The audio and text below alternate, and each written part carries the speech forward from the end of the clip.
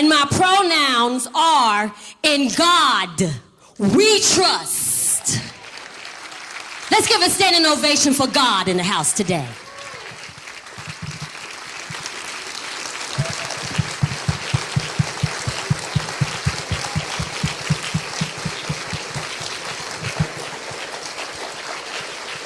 Amen, amen. Woo, I am tasked to being your MC today. Today is May 20th. Didn't know this, but on this date, in our great state of North Carolina, the North Carolina flag, dating back to 1775, when North Carolina first spoke of our potential independence. I didn't know that that happened today. All right. So now let's move on. I want to introduce two amazing individuals. So let's take a moment for our prayer and pledge. Leading us today in our invocation is Bishop William Phillips.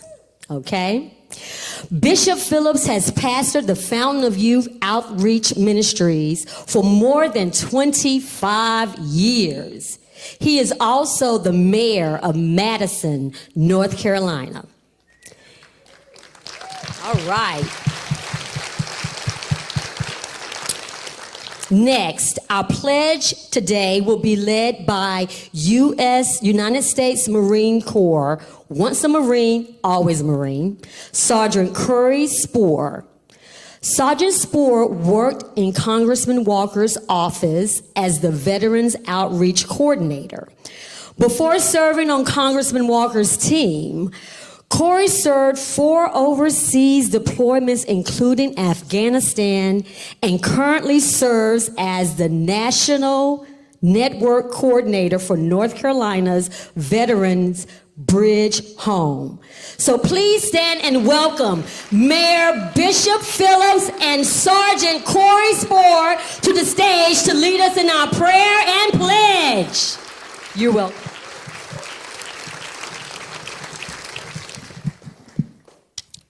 If you would, let us bow our heads in prayer. Lord, we sense a real need to call upon you, and it's imperative that we do so because it's the only real way to understand purpose. Lord, you are our strength, our strong tower, our breastwork, and what we believe is that every one of us have this unique calling to embellish your kingdom. And that's what brings us here this morning. Today is about stepping forward. Today is about fighting the common solidarity of the enemy. It's about disengaging demonic principalities and diabolical entities. And it's about our lifting the arms of this modern day Moses, who you have anointed and divinely appointed to lead this part of our country to a place of promise. Our prayer in our closing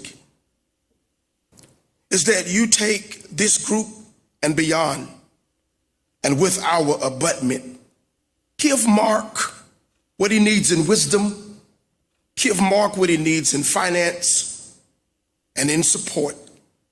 Cover Mark and his beautiful family as they endeavor to do thy will. Train our hands to war and our fingers to fight, and help us to remember giants do fall. Amen. Please remain standing and join me in the Pledge of Allegiance.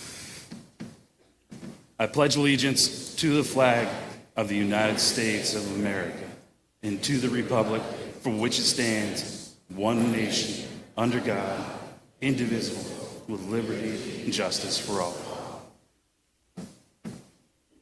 Please remain standing for our national anthem.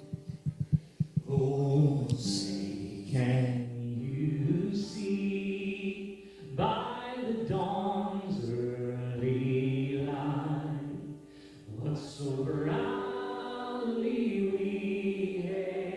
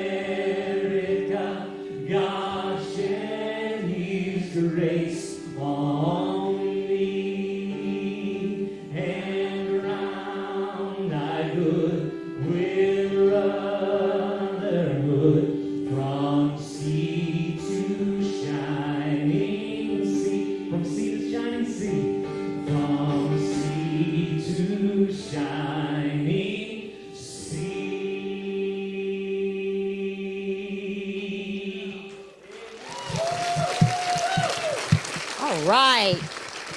That was beautiful, beautiful, beautiful. Okay. Coming to the stage next, we have Representative Chase Tremont, all the way from Florida. Joining us today is Representative Tremont. Tremont serves in the Florida legislature while also serving as the senior pastor at Ocean Way Church in New Smyrna Beach, Florida. Representative Tremont is one of the premier voices for conservative family values. Let me say it again. Conservative family values for the free state of Florida. More than 2 decades ago, Representative Tremont and Congressman Walker served together as pastors and maintained a close friendship. He is honored to be in attendance and proud to support Congressman Walker's continued service to the people of the great state of North Carolina. Welcome, Representative Tremont.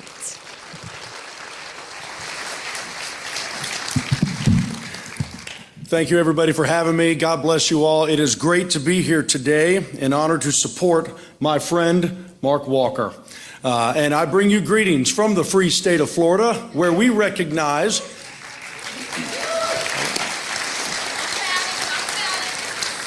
that our rights and liberties come from God, not from government.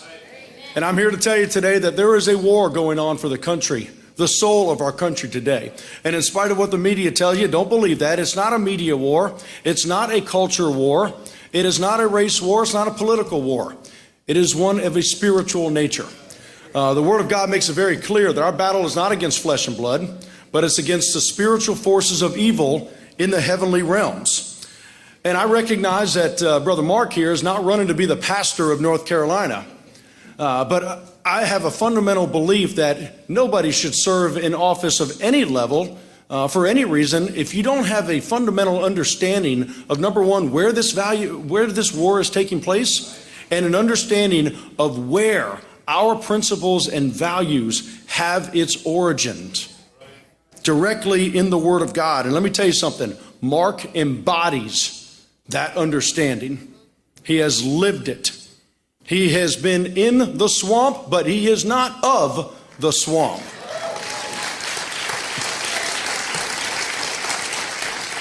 He has a proven record of fighting to uphold those rights and liberties which we all adhere to day in and day out.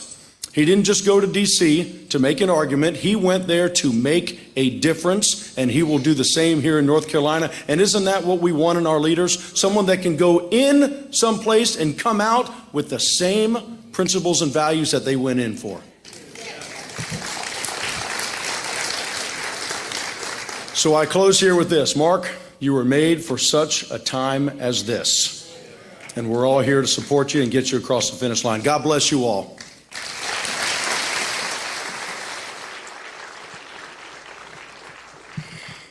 Thank you, Representative Tremont. Ooh, I'm so excited about this next person. You know, in Proverbs, they talk about a virtuous woman. It's a woman of character. I think it's Proverbs 31. I don't claim to always be a Bible scholar, but I think it's Proverbs 31 that talks about the virtuous woman. And this woman come to the stage next. She is everything that proverb speaks of. We all know that Congressman Walker way outkicked his coverage in meeting and marrying. That's what it says. Absolutely, and he did. Kelly Walker, a 2-time HBCU graduate, and HBCU stands for Historically Black College and University. Okay? Kelly, she helped launch the Sexual Assault Nurse Examiner Program at Wake Forest Baptist Medical Center and served nearly 2 decades on air care. as the flight trauma nurse. That's a lot. That's a lot to deal with. Currently, she's serving as a family nurse practitioner and working on her doctorate in nurse practice at Wake Forest University. And that's a lot. PhD ain't no joke. Basically, she's an all-around baddie. So please welcome Kelly Walker to the stage. Anything but easy.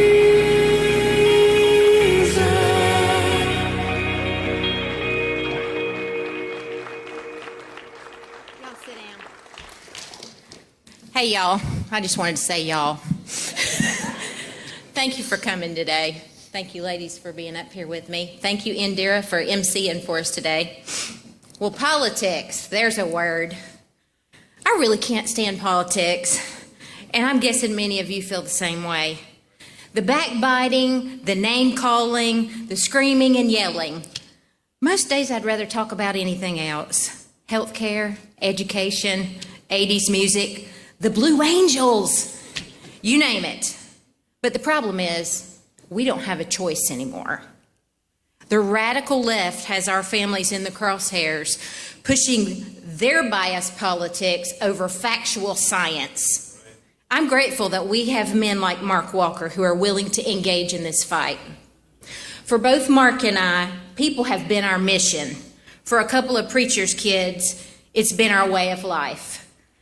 I've been blessed to spend 3 decades focusing on caring for people, whether it's in the emergency room, the outpatient clinic, or the back of the helicopter.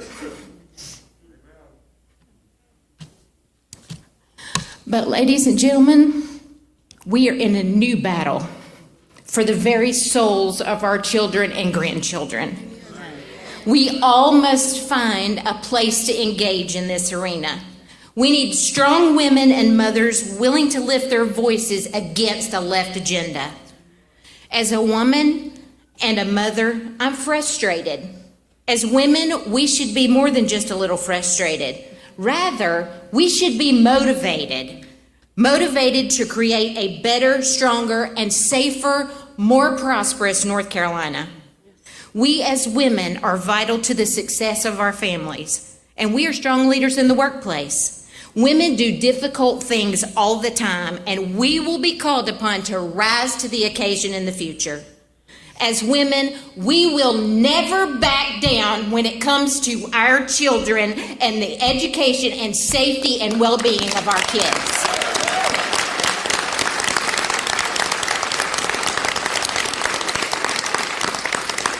At a time when we should be more united than ever, there exists a great political divide.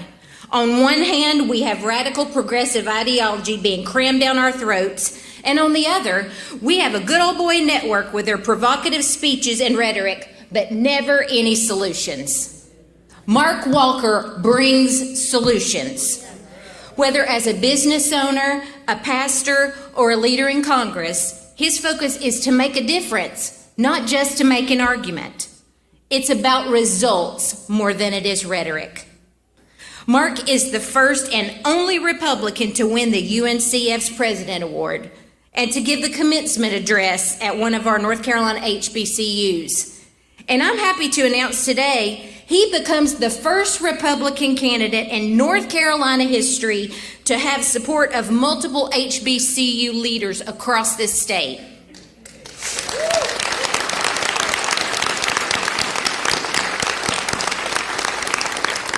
Now, I'm not a politician, and I don't want to be, but I know someone who has a track record of getting things done.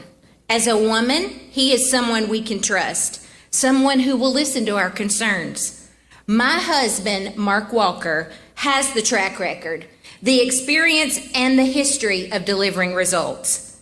As we look at selecting the next governor of North Carolina, I would urge you to look deeper than just the superficial talking points and ask yourself the question, who is the candidate that can win the general election? And I'll leave you with that. Let's watch a quick video.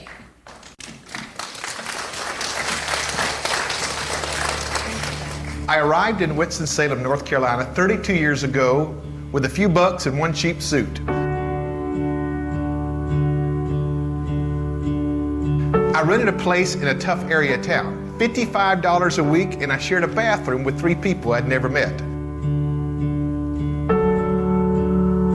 One Sunday morning, I got lost looking for a church, and I finally pulled into the one that we're sitting in today, and I slipped in the door very quietly.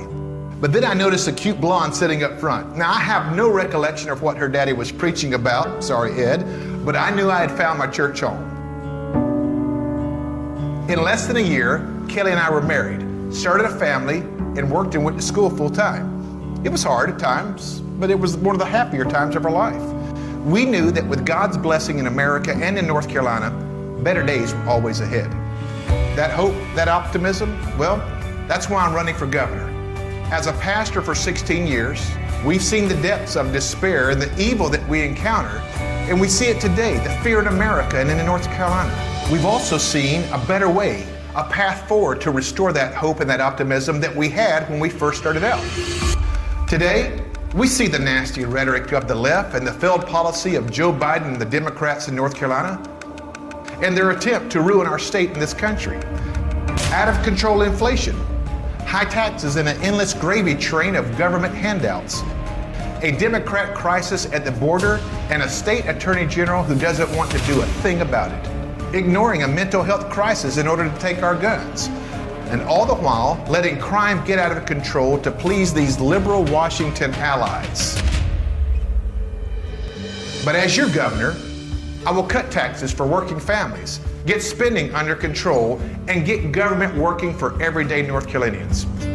I will fight the Biden open border policies and ensure police are protecting our citizens and not the lawbreakers. I will protect our constitutional rights, and I will always stand for life. Mark's instinct has always been about putting the people first. Right out of the gate, it was people over politics. His leadership is apparent in every arena he leads with character and integrity. You know, we have a lot of challenges facing us, but none of them are insurmountable with a faith in God and the willingness to work. We live in a great state, but we need to fight for it. Fight the agenda that wants to take down our state and fight the rhetoric that makes us callous and hard-hearted. I'm running for governor because we need to expand educational opportunities. This is how we empower our families. I'm running for governor to secure our economic freedom in North Carolina. And finally, I'm running for governor to protect our children and our families. Every life has value because every boy and girl are fearfully and wonderfully made by their Creator. Let's make North Carolina proud. Let's build something together, and let's start today. Will you join me? God bless you, and may God bless North Carolina. Ladies and gentlemen, will you join me in welcoming Mark Walker to the stage, our next governor, and a big warm happy birthday.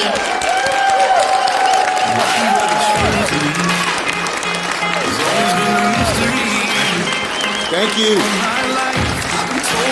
Thank you. Thanks, everybody. Please be seated. Thank you all for coming out on this May 20th. We know there are a lot of graduations and a lot of things going on today. So for us just to put a little thing and have a few hundred people come up and join us, we are so honored to have you here. We really are. May 20th. Indira talked about that. You know, it's kind of Meck Day in Mecklenburg County when legend has it we first declared our independence May 20th, 1775. And it's been a glorious day. Before I get into started, we're going to throw you some red meat in a little bit. But before we get started here, there's some introductions here. I saw some people come in that I want to say thank you for coming a long way. Of course, Representative Tremont from Florida, Johnny C. Taylor Jr., former president of the Thurgood Marshall College Foundation is here. Johnny, good to see you as well. Joe Wiggins over at North Carolina A&T doing a great job there. So to give you an idea on Joe Wiggins and his professorship style, I was over there teaching a class of about 60 students, and we were talking about victimization and some of the things. And in my first meeting over there, a student comes in and asks Professor Wiggins, he said, look, I'm really excited about this entrepreneurship program. What's the first thing that I can do? Dr. Wiggins said, make your bed tomorrow. And I'm thinking, but isn't that some great advice as far as the next generation behind us? And did I see Sloan Rackmuth in the house today? Sloan, are you did I see you slip in there? Would you stand up and where are you here? There you are in the back. Okay, I want everybody to look at this lady right here. The reason I want you to know, nobody in this state fights harder against this ultra-trans movement than Sloan Rackmuth. Would you just give her a hand for her good work there? Thank you, Sloan. Appreciate that. Yeah, a little bit on my background, as you saw earlier. I grew up in the panhandle of Florida, better known as Lower Alabama, or some have said Redneck Riviera. Take your pick. It was the South. You don't get to real Florida till you get past Tallahassee or Daytona Beach. But grew up there in a wonderful Christian home, a mom and dad that lived out their faith. They just talked the talk. They walked the walk. And I'm so glad to have them here today. Dad is still pastoring, or in their world, shucking the corn, however you want to say that. But Mom and Dad, would you please stand up today? We just want to say thank you for being here.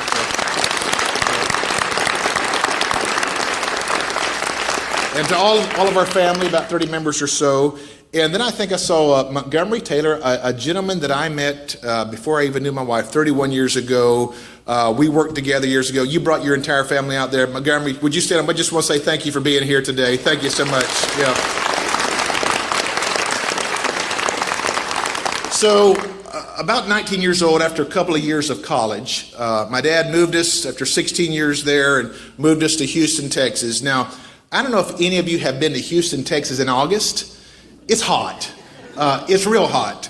You think it's hot here. You go to Texas in August, and Houston specifically. I was in D.C. one day telling this story to my staff, and one of the 25-year-olds raised his hand, and we were talking about different questions, and I had just relayed how I had literally had a cassette tape melt on my dashboard.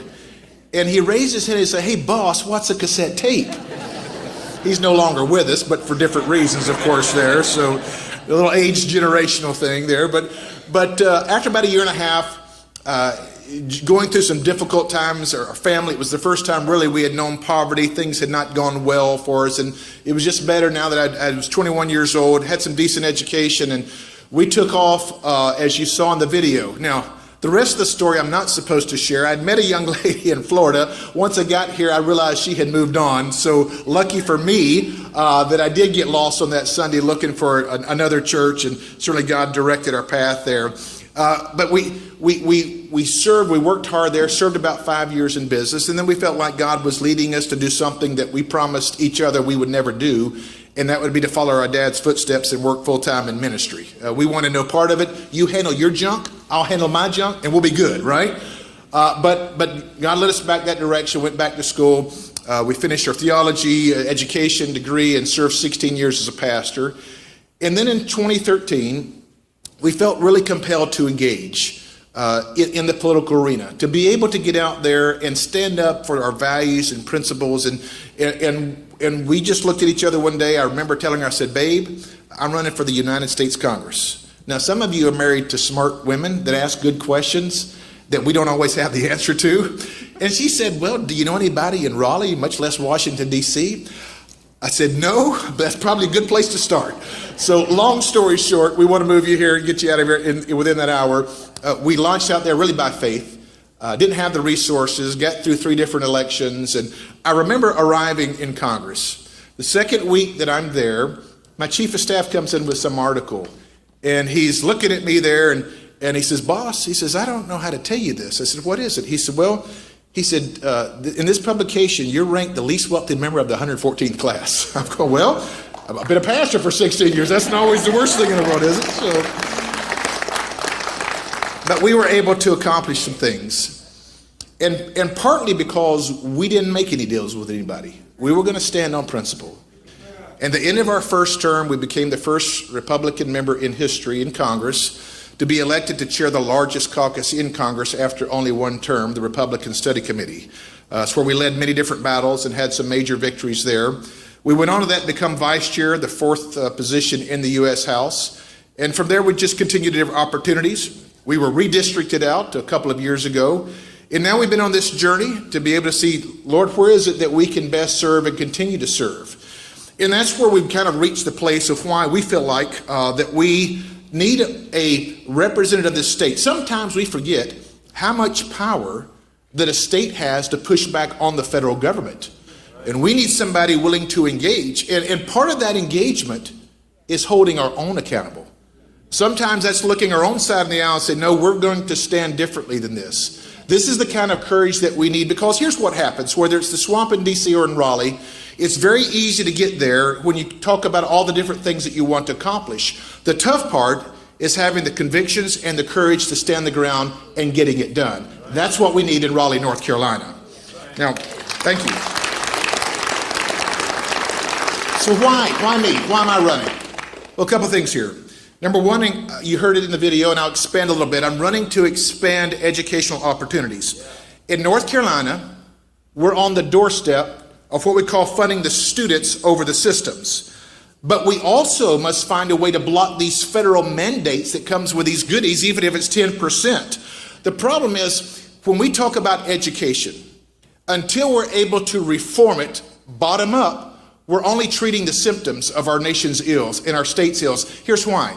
Is because until we're able to get in there and clean out the tenureship, clean out all the different things that are programmed in this generation, we're going to keep dealing with the same problems over and over again. We've got to return power to the school boards and the parents, not DC or the Raleigh bureaucracies.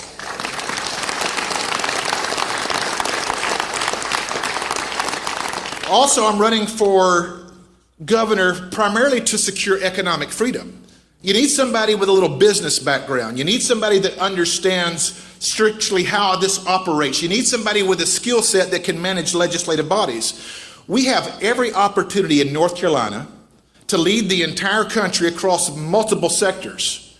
In Charlotte, fintech is strong. In Raleigh, in the Wake County, the Research Triangle Park, biotech. Aerotech is on the rise here in Greensboro, and we are on the precipice of securing manufacturers to bring to this state that would provide economic security for the next generation. And here's why it's important. North Carolina last year was number 3 in the country when it came to people migrating to this state, only behind Florida and Texas, 124,000. We need to have the infrastructure to be able to build a future. Now, I know that's not the biggest culture war, red meat talking point, but you need a governor in this state that can lead both on education and also the economy. We must stay ahead. Look, we've got a great community college system that can jump in there and cure our labor shortages. We've got agricultural communities that can really expand. They need broadband in every single aspect of this corner. These are the kinds of issues that your governor needs to be able to have the background, the experience to lead on. And finally, I'm running for Congress to protect our children and our families. I want you to know something, and I want to emphasize this. I will be tireless in my fight against the intellectual pursuit of our elites promoting child mutilations through gender reassignment surgeries that are damaging our children and our futures.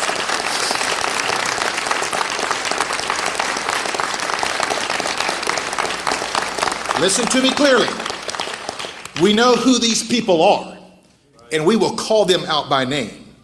I'm talking to you, Marcia Bowers and Dane Wicker, and others that are in these intellectual education arenas that are promoting that children as young as 6 or 7 should be choosing their own gender and their own sex. It's an abomination, and as your governor, I will fight day and night to war against such evil.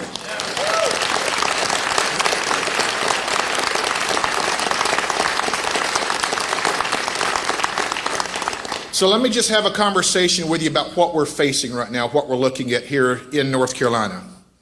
We've talked about this battle, spiritual, political. There's lots of different factors that come into play here. But North Carolina is projected to be the #1 gubernatorial race in all of the country next year. I recently met with the Republican Governors Association there in Washington, D.C., and all eyes are on this state. And what we need is a governor candidate that can withhold and withstand a level of scrutiny that we've never seen for the chief executive in North Carolina, because they're coming after us. Josh Stein and the Democrats already leaking out that they plan to raise more than $60 million to be able. Now here's the problem with that. Not only does it pack the governor's race, That potentially can pull down the presidential race for our Republican candidate, and it will impact Republicans across the state, up and down the ballot. That's why it's so crucial to select the right candidate that can withstand the scrutiny that's going to come with this position. Republicans are going to have to ask themselves at some point, does character and integrity still matter to us?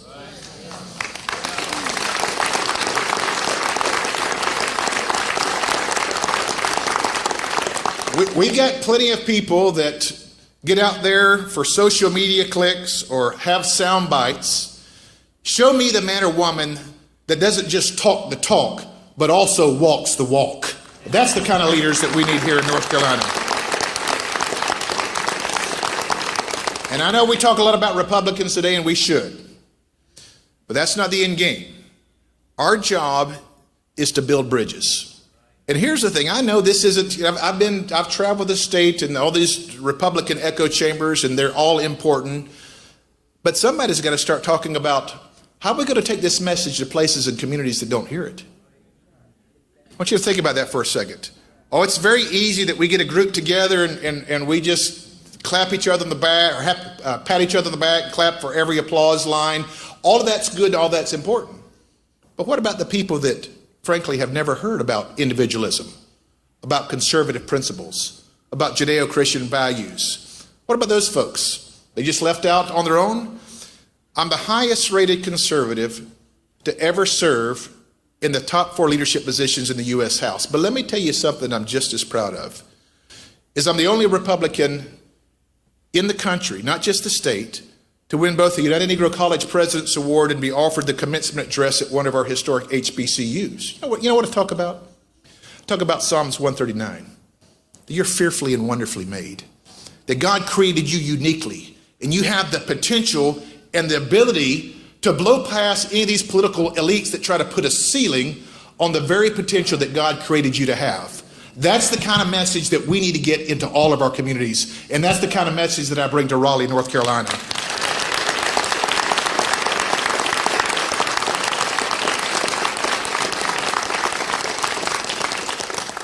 That's a little bit of the how. Let me tell you, close, I guess, today, it may be a little bit of the why.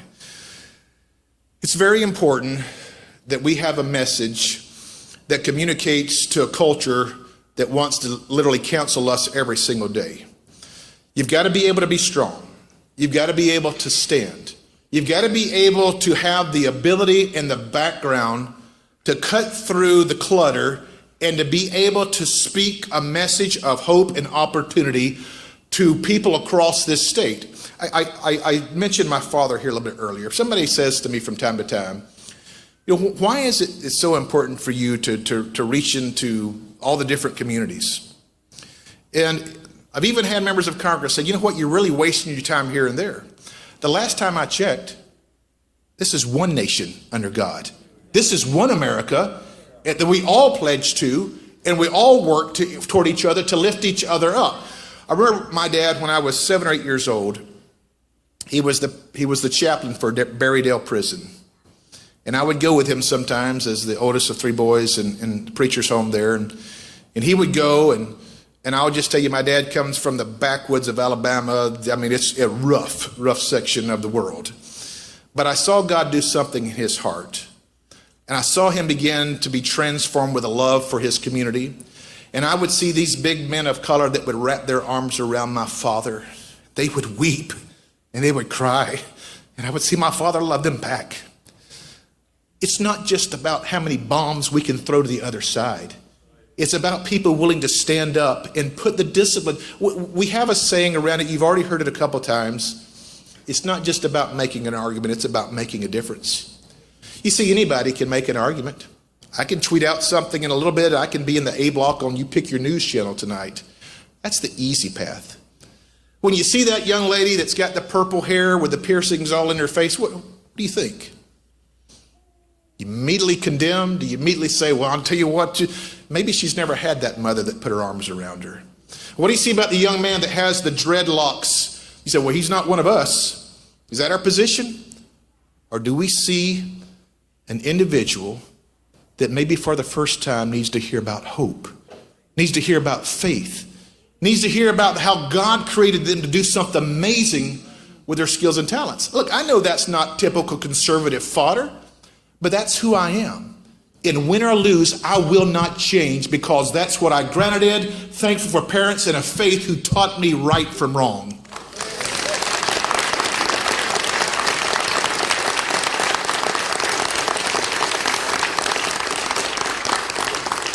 Is there a price to pay? Yeah, you better believe there is. Always has been. You look out through our history, anytime that freedom was on the line, it cost something. I've been privileged to serve in different leadership capacities in the United States Congress that has afforded me the opportunities to travel to many, many different countries. Been at the demilitarization zone between North Korea and South Korea, all through Middle East and Europe, Asia. But there's no place that quite moves me like Normandy. Just being on those grounds, you can still feel the atmosphere that something amazing happened that day. I remember looking down on that hill, and you look down out to the Atlantic Ocean, the beach there. If you remember that day, there were 5 beaches that the Allied forces, General Eisenhower gave the green light. They were a little bit of concern because the weather wasn't great that day. Could they be able to do what they needed to do? Of course, they gave the Americans the 2 toughest beach. Omaha was one of those beaches that you've read about. Utah is the other one. Eisenhower gave the green light, said go. Problem is that air cover missed that day. There was no air cover. And as the curator is reliving this story, and I'm just completely captured by the story, he said something that I will never forget. He said, you know, that battle that day and trying to get the Germans out of France there in World War II, he said the battle that day wasn't won by powerful elites, wasn't won by great military might. It wasn't won by superior air cover. He said it was won by 18 and 19-year-old men that just kept running up in wave after wave after wave. We've not been asked to pay that price. But I ask you again, is our freedoms worth it? Is the American dream worth continuing to stand up and fight for our children and our grandchildren? Is it going to cost something? Yeah, I'll tell you right now it's going to cost something. As we look at what we have to do, the next 40 days are incredibly crucial. There's a saying about the Masters. Some of you are golfers in here. You can't win the Masters on Thursday, but you can what? You can lose it, right? What I mean by that when it comes to this is that when we file officially at the end of June 30th as far as what we're able to raise, financially support, this is not a fundraising speech. We've got a 2-minute number that somebody comes and closes with that. But let me tell you why that's important. And tell you why it's so important. Is people across the state, from the business community to women's groups, they're looking at us and they're concerned about the candidate that is out front, has been running for 2.5 years. Not going to get into all the baggage in the background there. But they're looking at us and they want to believe that you have the goods to be able to win. I'm just being completely honest with you. Here's what it's going to take. Over the next 40 days, we're going to need to put a number on the board that is incredibly strong. I can feel the oxygen go out of the room. That's not your favorite part, right? And like I said, we're not here to push that. But if you're going to pray, we're going to pray, and I'm just going to drop the number even in the speech today. We're praying that God provides us $500,000 in our campaign and $500,000 in our independent expenditures. If we can do that, it will propel us, if you like for better expression, to have a place at the table. That's what we need to accomplish to be able to be in this battle. Just for education purposes. The reason I want you to know that is come July, we're going to blow that number out of the water. But I wanted you to have it because there are press in here. Lock that number in because we're going to go get it done. I'll close with this. I've been blessed to have some opportunities. I've been the warrior standing strong in the toughest and highest levels of government. I know together we can make North Carolina proud. Joel Wiggins, this is about meeting at the Biscuitville and the Bojangles, about coming together and being proud of our country. I need your support. I am asking for your support in this battle. I want to thank my wife, Kelly. Boy, I thought she was getting ready to run for something today, right? I was getting a little nervous, frankly. She's been on this journey with me for 31 years. Without her, I promise you, I would not be able to undertake this effort. May God bless you, may God bless your families, and may God bless the United States of America. Thank you so much.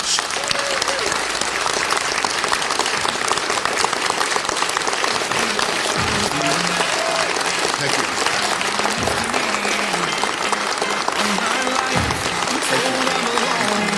At the end of the night, we'll all be the not quite.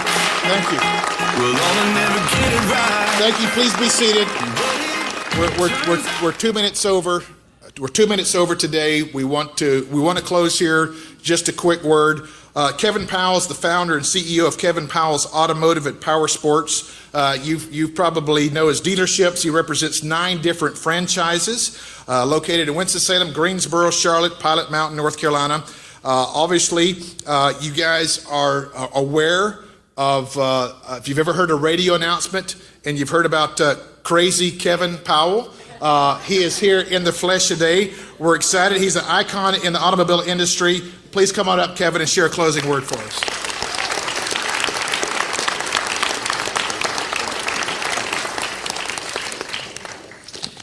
Thank you. And yes, just to be clear, it is me, Crazy Kevin Powell.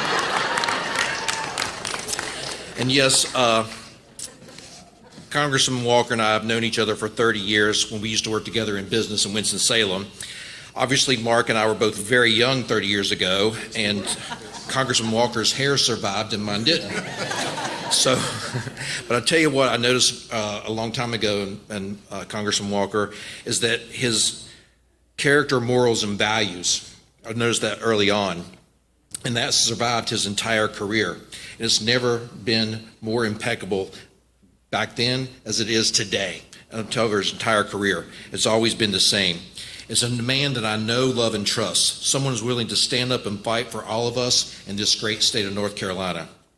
However, make no mistake, this will be a fight to get the right man with the right character, morals, and values to stand up and fight for us. And that's my job here today, to let you know that other candidates will be spending millions and millions of dollars against our friend.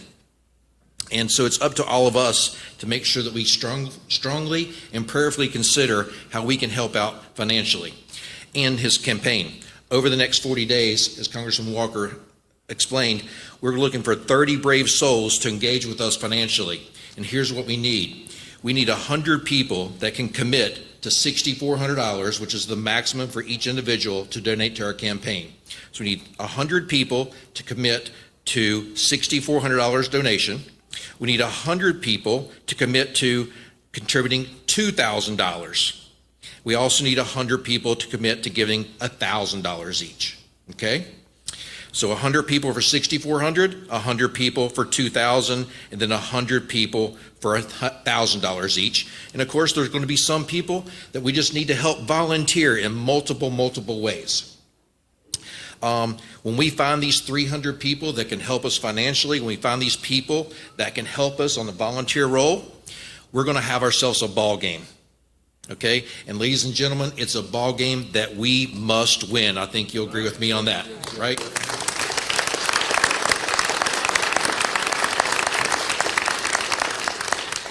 I know it's easy for me to raise my hand. My wife and I are all in. Are you guys all in with me? See that hand? That's right. That's right. So on behalf of Mark and Kelly, thank you guys for being here with us today. Please keep them in your prayers. God bless you, and God bless the great state of North Carolina.